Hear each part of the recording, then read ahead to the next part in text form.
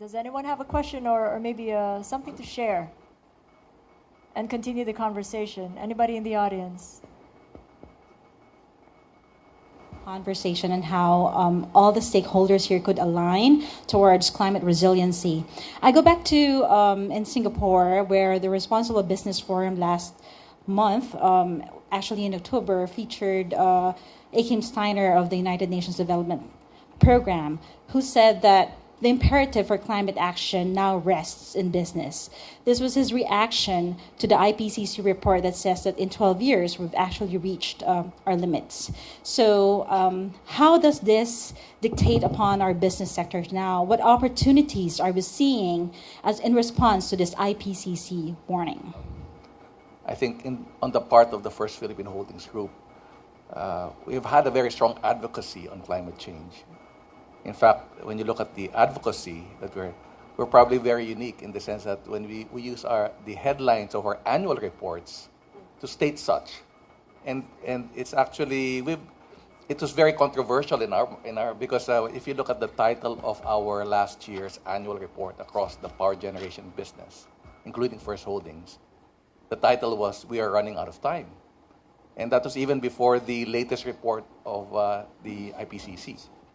And then when I was reading the IPCC report, it said, we are in fact running out of time. It was kind of coincidental, obviously, but it was just quite interesting in the sense that it was a big controversy to us to come out with such a bold statement and communicate that not only with our shareholders, but with our various stakeholders, including government, including our customers.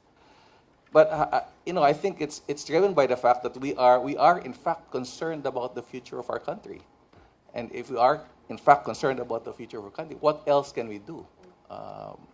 Obviously, we have made that decision to not go and build coal-fired facilities, and yet a majority of our competitors are still at that, on the grounds that they say it is cheaper. But when you look at our own costs or the price that we sell electricity at, it's very transparent in the website of Meralco, for example, that the natural gas facilities, for example, sell power to Meralco's consumers at lower than most of the coal-fired facilities. I think there's only one coal-fired facility that's cheaper than the natural gas facility, and yet the thrust of many of our competitors is continue to build, and on the grounds that it's cheaper, but it obviously it isn't.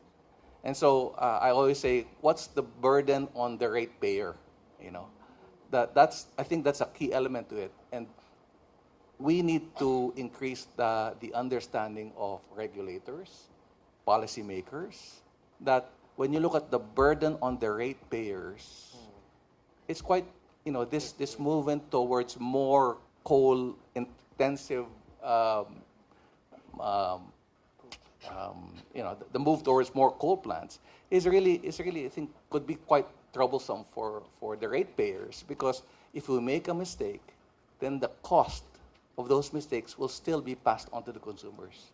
And so I always say that's an approach that probably I know we're against that, and so we think that there are other solutions that will be much more favorable for a country that doesn't have any coal reserves to begin with, or very little coal reserves to begin with.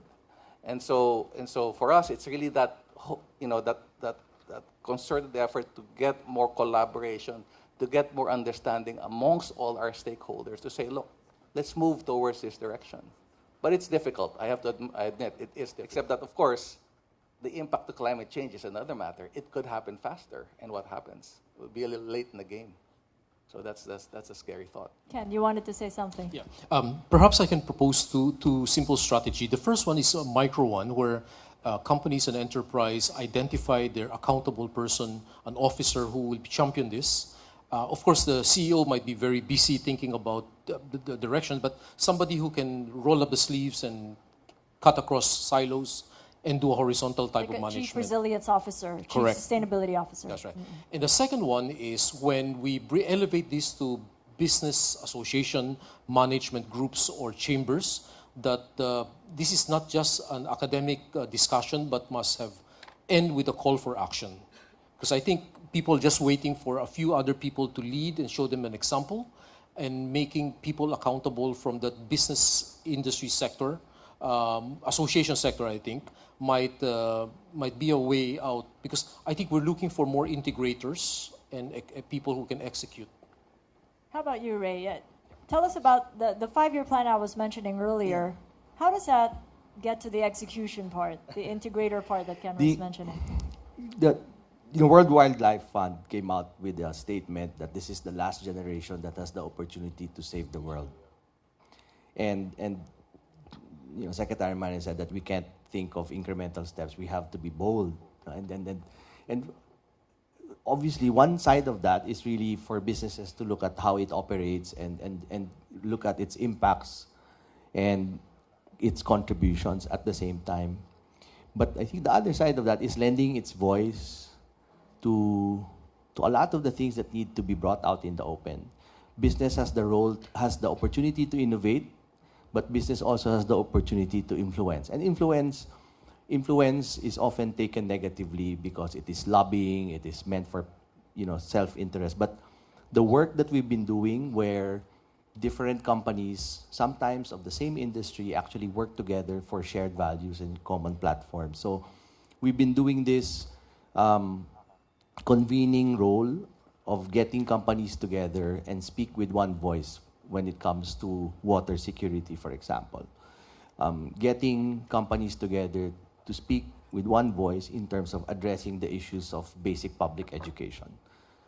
And there is that voice that resonates, not just with government, not just with civil society, but across different sectors, because then you see that businesses give a statement, say something that makes sense, but also provides the space for everyone to respond and react to it without having to feel defensive. Picked up by the other sectors, then it doesn't last.